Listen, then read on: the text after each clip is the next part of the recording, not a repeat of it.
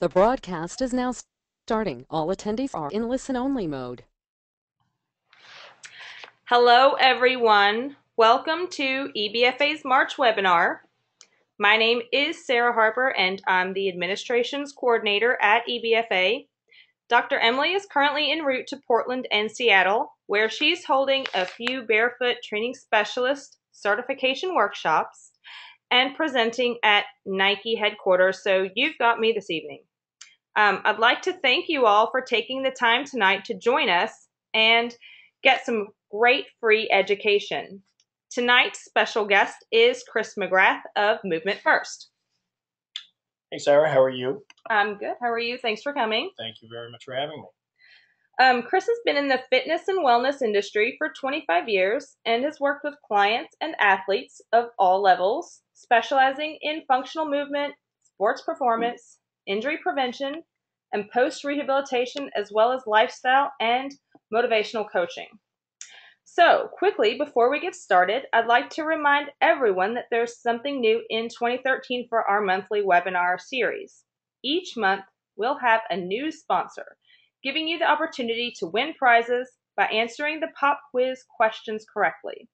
This month's sponsor is Movement Lectures, which offers a wide variety of downloadable audio lectures to listen to in your car, on your mobile device, or from your home.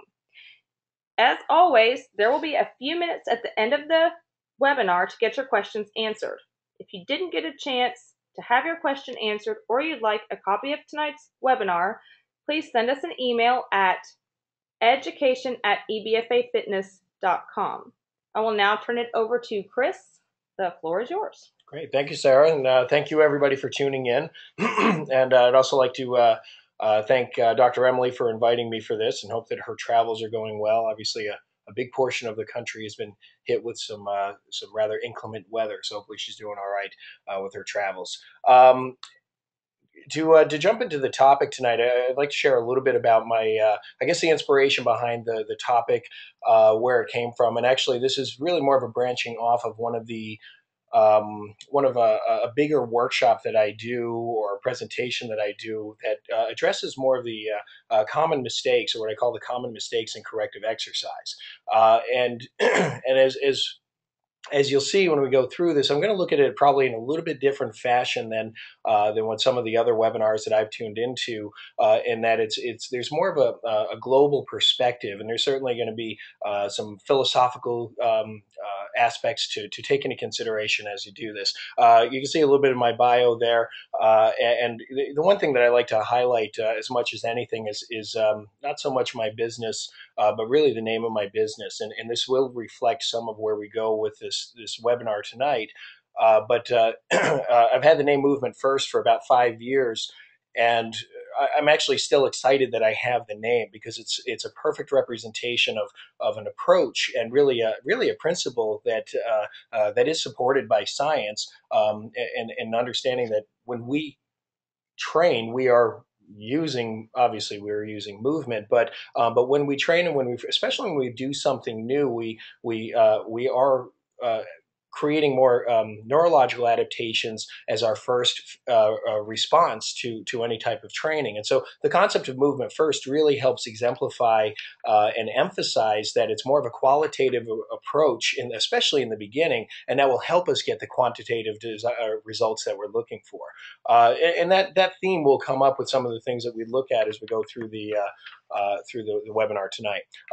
Going through the objectives, I'll go through these fairly quickly so we have time to discuss them more. But first and foremost, we'll talk about mobility and stability. We'll address what that means, and where it has its a place in our training, obviously, and functional movements.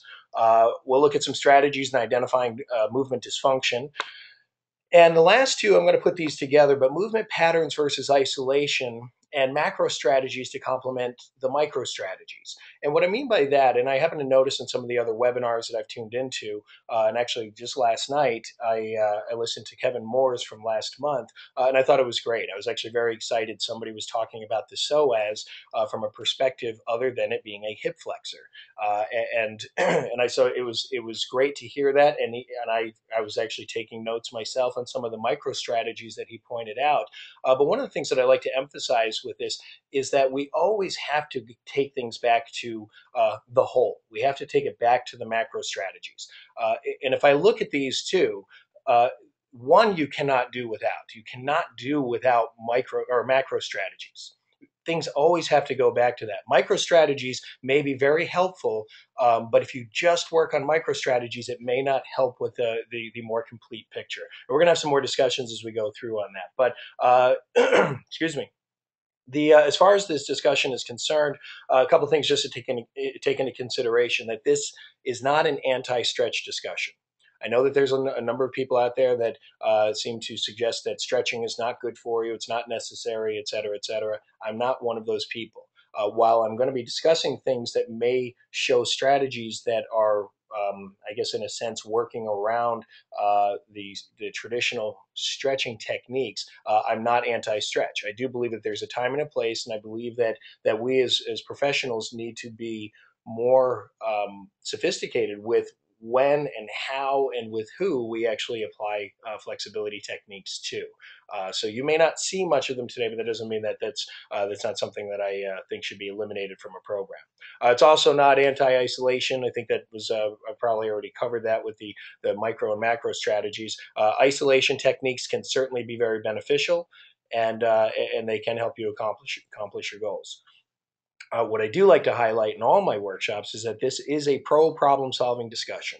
Ultimately, that's what we're paid for. We are paid to be problem solvers. This is ultimately a professional obligation, and we should be looking for any possible answers that we can to try to help our clients with whatever it is that they're looking for. And the way that I look at this is that to be better problem solvers, we cannot assume the cause of a problem. I had that essentially written into the course description, and as I like to put it, that all potential causes are innocent until proven guilty. So, moving on to get into the nitty gritty here, I like to start a lot of my workshops off with some quotes, and this is one of my favorite ones. I didn't make this up, and I don't know who to give credit to, but I'm certainly not this poetic. But it really exemplifies and emphasizes the concepts of principles and letting principles drive our decisions. If you notice in the beginning, I'm an instructor for TRX. I've been an instructor with them. I'm actually one of the first 6 or so instructors going back to 2007. And I share this in my workshops with the TRX. And in fact, you can remove the word techniques and implement the word tools.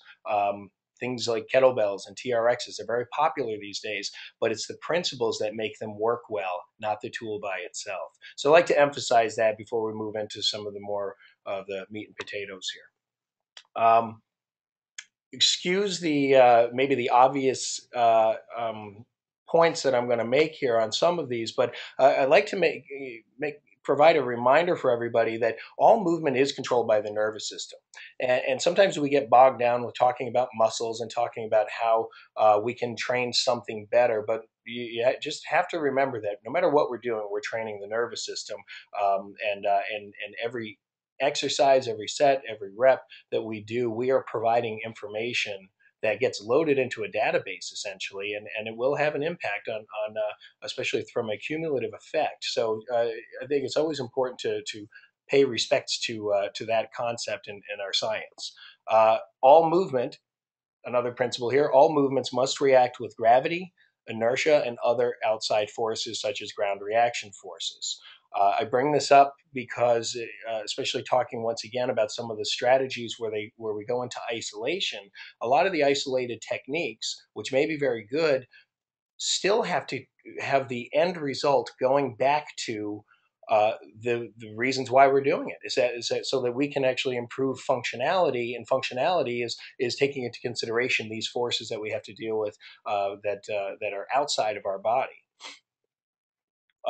we'll have a little bit more of a discussion on this as I go through, but all joints have some degree of stability and some degree of mobility. However, some joints are designed more for stability, while some joints are designed more for mobility.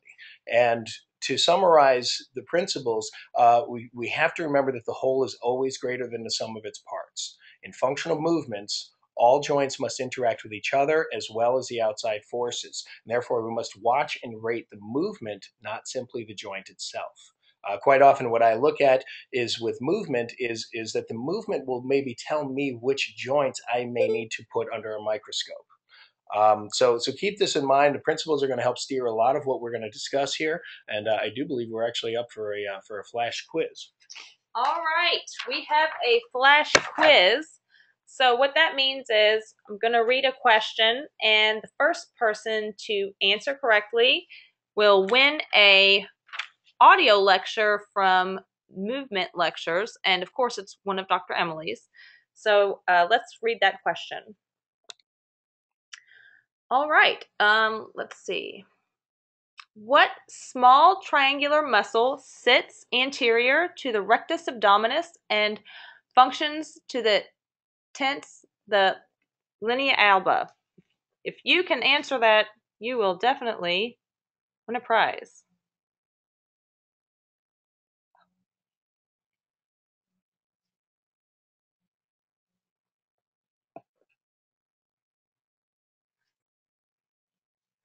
All right, let's see if we can get... We have one person that knows the answer. All right, Karen has won. Let's see what the answer is.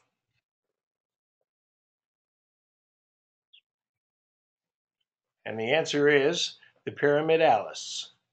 Congratulations, Karen. All right, and we got a couple more flash quizzes that will be coming up here shortly.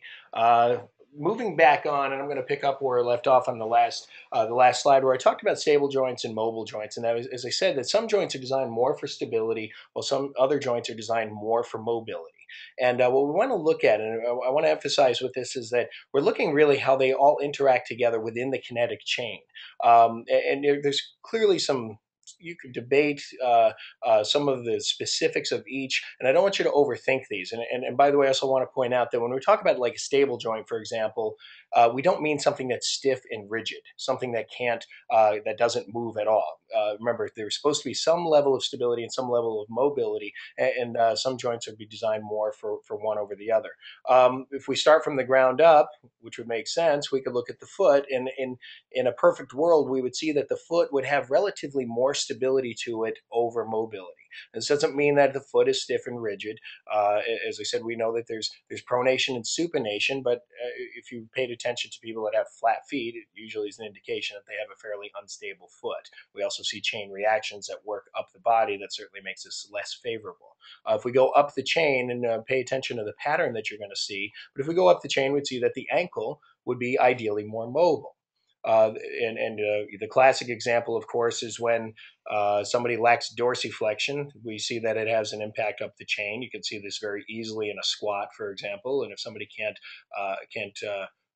move well through the ankle, we'll see excessive movements potentially going further up the chain, or we'll just restrict the movement as a whole. Moving further up, you'd see that the knee is ideally a more stable joint. There's plenty of range of motion in the sagittal plane, obviously, but you don't want a lot of range of motion in your frontal plane or your transverse plane. Frontal plane would probably mean fairly weak MCL and possibly LCL, and of course the transverse plane would be your ACL. So clearly we're looking to keep more stability from a three-dimensional standpoint. The hip joint should be pretty obvious that this is a ball and socket joint. And I'm sure if I could ask all of you how many of your clients have tight hips, I'm sure I'd see a lot of hands going up. So the mobility in a lot of cases is lacking from certain parts of the body where it's supposed to be, and we're going to start to see those influence other parts of the body. Take the next segment up, and we'll look at the sacral-lumbar region, and quite obviously the sacrum clearly would want to be stable, and as well as the lumbar. The entire Pilates revolution clearly has told us that we are looking to have more stability at the lumbar region. Once again, this doesn't mean that you can't get some rotation there. It doesn't mean that you don't get any movement there, but it should be relatively less movement, especially staying with the spine, much less movement than what we should see at your thoracic spine. The thoracic spine is where we should be getting more of our rotation, and if we happen to be stuck there and stuck in our hip, a lot of times we see the transferring of forces into the lumbar region, which may be one of the reasons why a lot of people feel discomfort or have issues at their lumbar spine. Further up, this trips people up a little bit because, especially in the fitness industry, I think we've become a little bit over emphasizing the protracted shoulders and that we should bring people into retraction. And that may be true with somebody who has protracted shoulders, but the question should be, what are we really trying to do?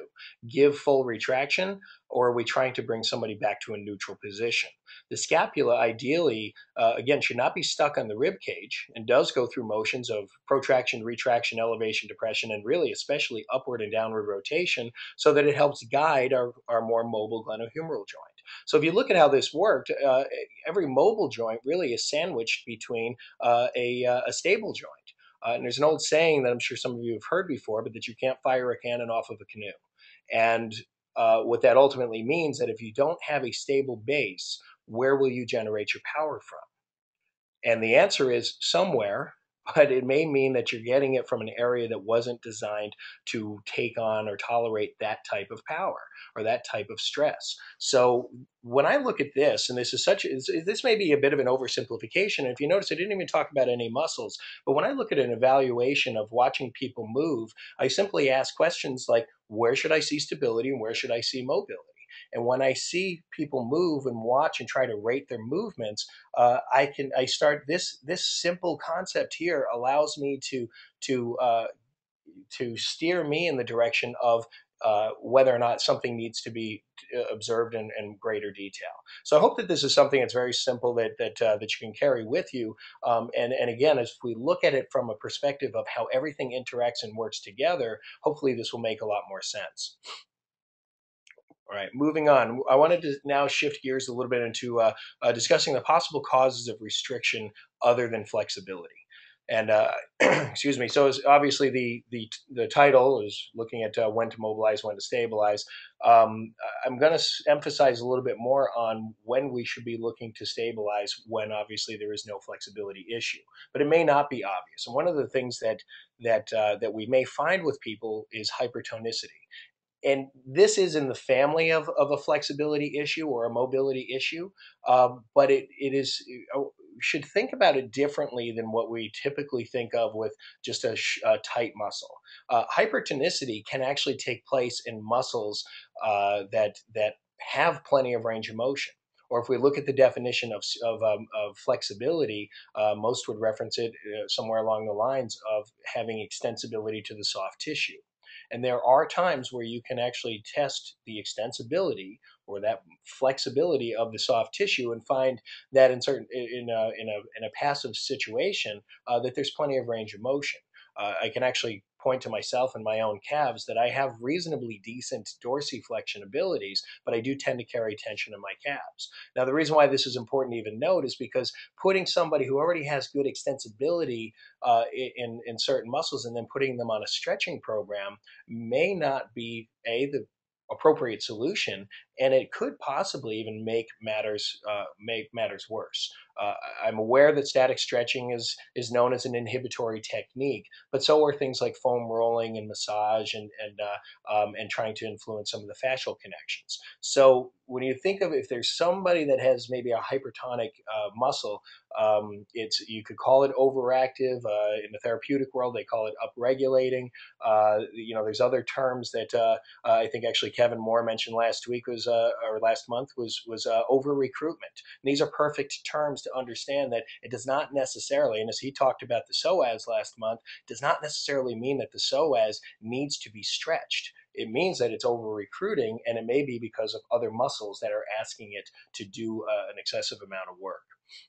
If we move on now, of course, we'll move into something that really is not a mobility, clearly not a mobility issue, but core stability. And I'm going to couple that with the next one, but looking at timing and sequencing and control. Really, when we define stability, we could ultimately throw it under the word of control. Stability doesn't, should emphasize that. The stability does not mean standing on one leg or balancing on a Bosu ball or some of the things that we see people doing now for balance training. Stability is really about control and making sure that from the inside out, or inside and working out, that we actually have the control to be able to do the perform the way that we'd like to perform. As far as timing and sequencing and relating it specifically to the core, and as I said, poor core stability, uh, I really would like to emphasize that planks are not the answer. We should recognize that planks are a fitness exercise. They're not a core stability exercise. It is an isometric fitness based exercise, and yes, you are using your core to do it. But when they talk about, if you look at the research that discusses transversus abdominis that doesn't fire when it's supposed to fire, the research, that at least the ones that I'm familiar with, test the transversus abdominis firing capabilities in very simple movements like shoulder flexion, hip flexion, just simple movements to see if the transversus abdominis actually helps stabilize before we create more global movements. That's what we should have. And if that timing is off, what happens is, as you see below, that in the absence of stability, the body may give up mobility. Ultimately, this could be your nervous system saying, I don't know what's happening right now. Let's stop this before you get me into a position that I'm not going to know how to control. So we sometimes see somebody who can't do a good squat, for example, and it's not because they lack the mobility. And you're going to see some examples of that as we go on. And these are fun to consider. But learned poor pattern, and the last one is the one, what I call the one technique syndrome. And the learned pattern is something that could that could just be somebody being biomechanically lazy, and they just do it all the time, and they just learn how to move a certain way, and it still may not be because they were tight anywhere. They just may have developed poor techniques and poor habits. The one technique syndrome is actually the fitness industry itself may be very, very guilty of doing this. I took this one right off the internet. And I'm not sure what this woman instructs people to do as a rule, but I can tell you that I've heard plenty of people tell people, other people, in groups of classes, 30, 40 strong, that this is how you're supposed to squat. You put your weight on your heels, you sit your butt way back, and this is a squat. Now, personally, I think that's a better technique if you're going to do a deadlift, but that's not, and I wouldn't necessarily knock this as an exercise, but you'd have to tell me why you're doing it. Looking at from a general squatting pattern, this is probably not something that we should be telling people this is the way you are supposed to squat, or maybe something fairly similar. I've seen probably quite a few classes, and maybe you've known a few people that take like 3 or 4 or 5 of these classes a week, and this is the only way that they squat. This is the information that I said that gets uploaded into the nervous system, and the nervous system will just remember this. And I can promise you, I've worked in workshops after workshops after workshops, that I've had people that take group exercise classes and have learned this technique, and they can't do a good deep squat with their own body weight. And I find that it's because they keep trying to assume this position because that's how they trained their bodies. With a little bit of work and sort of re-educating through the system, we're able to get people, without putting them on a stretching program, we may be able to get some people back to squatting normal fairly quickly, and then try to regroove a new pattern into the nervous system. And to stay on the squat, I'll show you a perfect example. So quite often I've used this in seminars, or I'll take a live subject and have somebody who looks like the gentleman on the left. And everybody jumps to conclusions. I hear a lot of people say, well, he's tight in the calves, or he's tight in the hip flexors, or he's tight in the lats. And it may be. Doesn't really look like he's tight in the lats because his arm is up by the side of his ears, so he doesn't really look terribly restricted there. The hip flexor thing never really made a lot of sense to me. The hip flexors are not like even if they are overactive, it's not like they're a mousetrap. They don't just snap the body forward and pitch us forward. And especially when you look, we've got gravity, as far as leaning forward, you've got gravity working with you. It would make more sense to look at the posterior side to see whether or not somebody can actually resist gravity with some of the posterior muscles rather than to suggest that the hip flexors are overactive. Now, as far as the calves, what I did is I took liberties to take a vertical line and show you the difference between these two gentlemen. Uh, if you look at them, they're pretty similar as far as dorsiflexion. In fact, the gentleman on the right, maybe he's got a smaller foot, I don't know, but that knee seems to be going past the toes a little bit more. And so therefore, it seems like they're getting at least the same amount of dorsiflexion. I think the gentleman on the left may be turning out a tiny bit, but it's hard to now say that dorsiflexion is actually influencing the squat because of a lack of ability to move through the ankle. It still may be something. I wouldn't rule this out, but it shouldn't be as big of an issue that it seems to be in his full range of motion. If you look at the shin angle, again, it's fairly similar. These are parallel lines. I just copied and pasted the same lines. And if you look at the hip, I lined up the apex there at the greater trochanter, or at least where I saw assume where the greater trochanter is. And you can see there's a pretty significant difference in how they position themselves. Take the white line and show this gentleman just so you can really see what they're getting and where they're getting their movement and how different it is. Now, the reality is I still don't know what's going on with the gentleman on the left, and if we do this as a screen, that's all I can tell you is I just know the guy can't squat well, but I'm not ready to say that there's anything tight on his body because I can't prove it. One of the ways that I look to differentiate is in this case, these gentlemen are loaded, at least with their body weight, and we'll call this a screen. Now, to break this out into an assessment, we can unload them. And if you look at this picture, these two guys look a lot closer to each other than they do when they're standing on their feet. The man on the top, you can see maybe there's a little bit of flexion issue at the knee, and ironically, I never really hear anybody say that the quads might be tight on somebody, and that might be restricting their squat, but that may actually have some impact here. I could also say, like if you look at the picture on the left, that the glutes might seem tight, and you could see if somebody lacked or had tightness in the glutes, that might prevent them from going into deeper hip flexion. But again, if you look at the picture on the right, he doesn't seem to be all that restricted when it comes to the hip. The big difference when you look at these two images is that they're not required to stabilize when they're on the floor. They're not required to stabilize. So for some reason, whatever it is, the man on the left and on the top, when you put him on his feet, somehow there's something that gets thrown off in his system that he's not able to squat and make it look like it does when he's unloaded. So this tells me that maybe we shouldn't be chasing a whole bunch of flexibility techniques, and that maybe we've got to look at how to give him better control. What I did here is just to give you a little bit of a different visual. I'm not much of a Photoshop expert here, as you can see. I cut away the any outside images, but I took the picture of him lying on his back and I rotated it so that his feet would be flat on the floor. And what you can see here is he's clearly much lower. Now, if you look closely enough, what I would point out is based on his angle and his positioning, that if he actually did a squat like this, he looks like he's shifted, has a little bit too much of his weight shifted backwards. So if he tried to keep his arms like that, he would probably fall on his butt. One of the ways that most people would try to counterbalance by not falling on their butt is they would probably pitch their arms forward. So if this gentleman pitched his arms forward, just as a counterbalance, it would be easy for people to once again make an assumption that he's tight in his lats. But you can see here through other breakdown and assessments, we really don't see any major restrictions up at the shoulder that should be influencing his squat that much. So this gives you a good example of how we can start to break things down a little and look at our assessing our movements a little bit differently. I do teach courses that involve screening processes, and a functional movement screen is one of them. And there's a strong distinction between screens and assessments.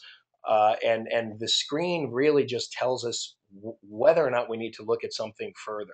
The assessment would tell us why. A screen doesn't tell you why. A screen just tells you whether or not there's something wrong or something that's less functional. The assessment is designed to dig a little bit deeper. We always use the example of a drug screen that tells you whether or not somebody's doing drugs, but it doesn't tell you why. By the same token, if somebody were to if somebody were to test negative for a drug screen, you wouldn't need to ask them questions about the drug use. Well, we could say the same thing about movement, that if your movement was good, I don't really need to assess your movement any further. Your screens show that you move well, let's go exercise. But if the screens show that there's something that's off, then that's when we can start to break things down and start to ask the question, do we have a mobility issue or do we have a stability issue? And I believe you were on to another flash quiz. All right, everyone, get your brains activated. We want to win that prize. The next question, which muscle in the lower body is the only muscle in which the origin is proximal to the insertion? And if you know the answer, type your answer in the question box and we'll see if we can get another winner. Karen was our first winner.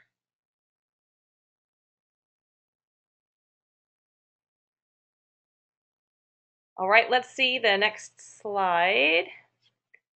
Oh, we don't have a winner yet. So we'll just go on to the next slide. That is pronounced popliteus, for those if you're not familiar with that muscle. All right.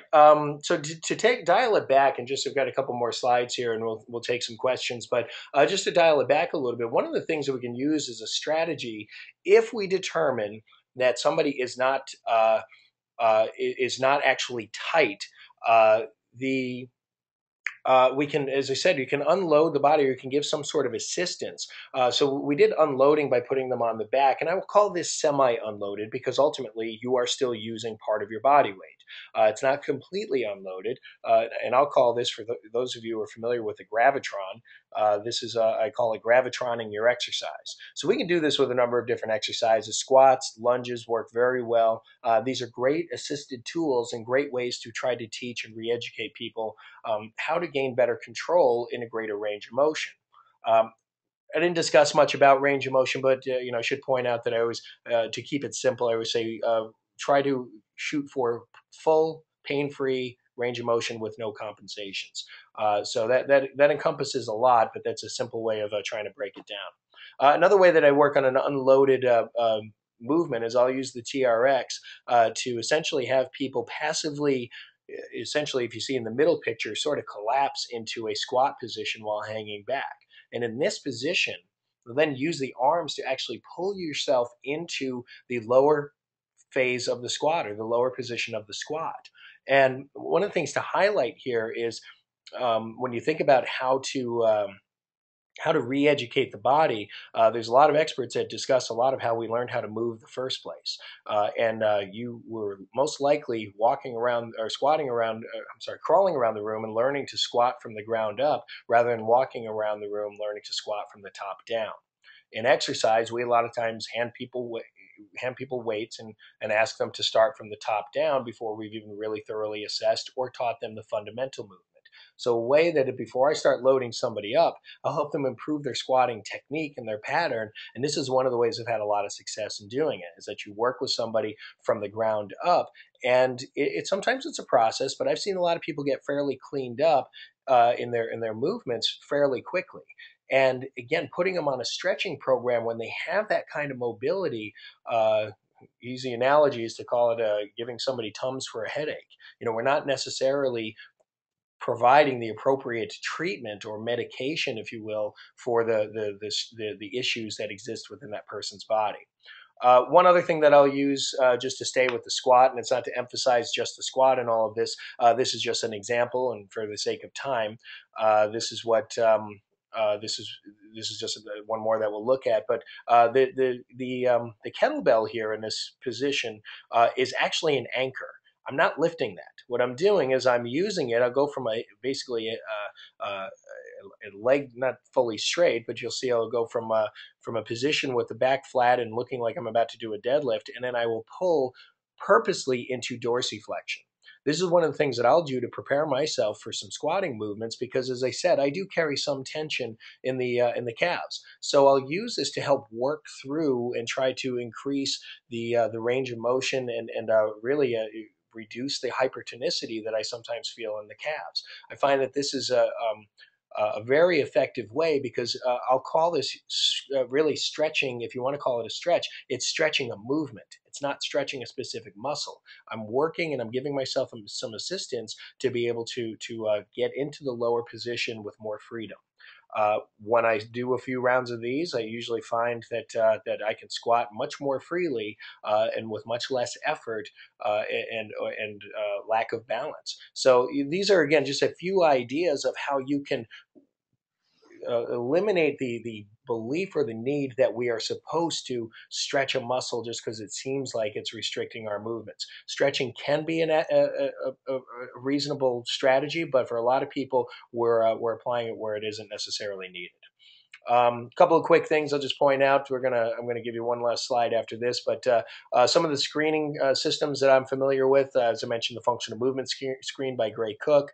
There's a performance matrix by Mark Comerford, and some of you may be very familiar with Gary Gray, and he uses the functional manual reaction and a 3D performance series. And they use a number of different ways. They really use a very similar terminology, even though they may be showing slightly different strategies and how to do it.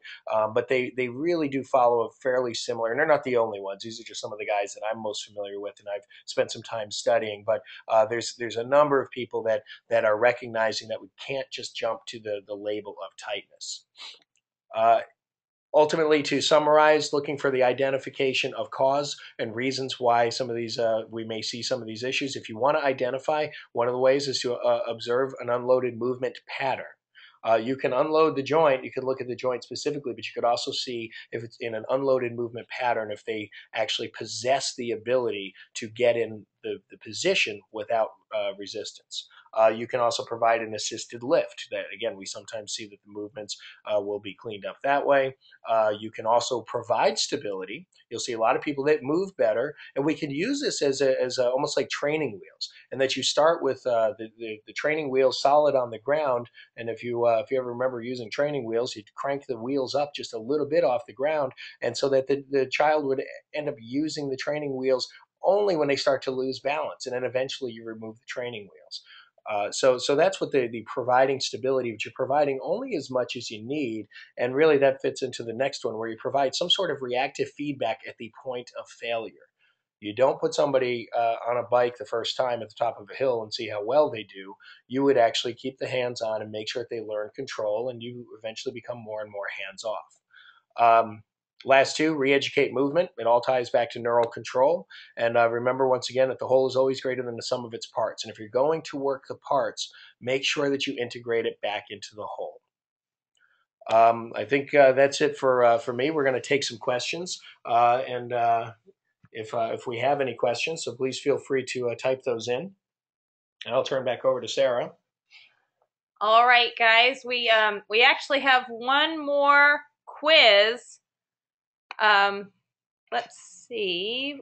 Which muscle in the lower body weakly plantar flexes the ankle and flexes the knee, but has the primary function on providing proprioceptive feedback to the foot and ankle?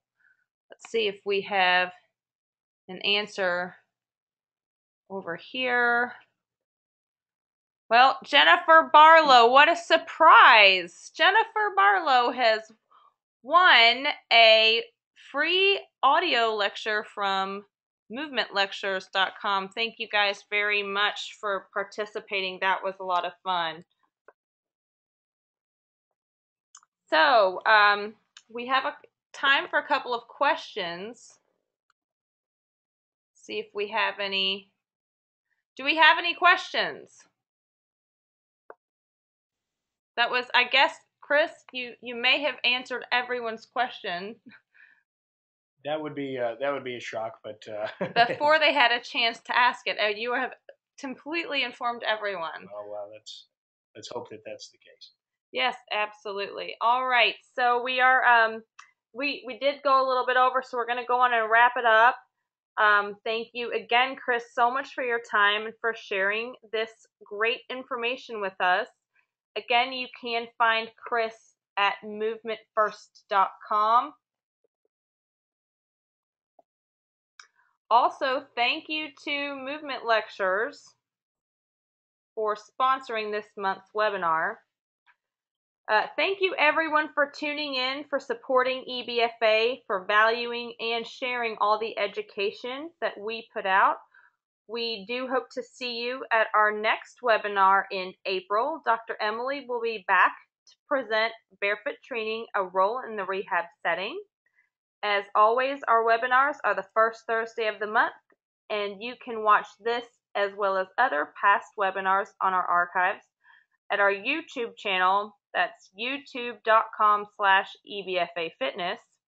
And it will be sponsored, so you will be able to tune in and win more great prizes. And as always, remember to like us on Facebook, follow us on Twitter, get more free education, make comments, ask questions, and share. Thank you all very much for coming.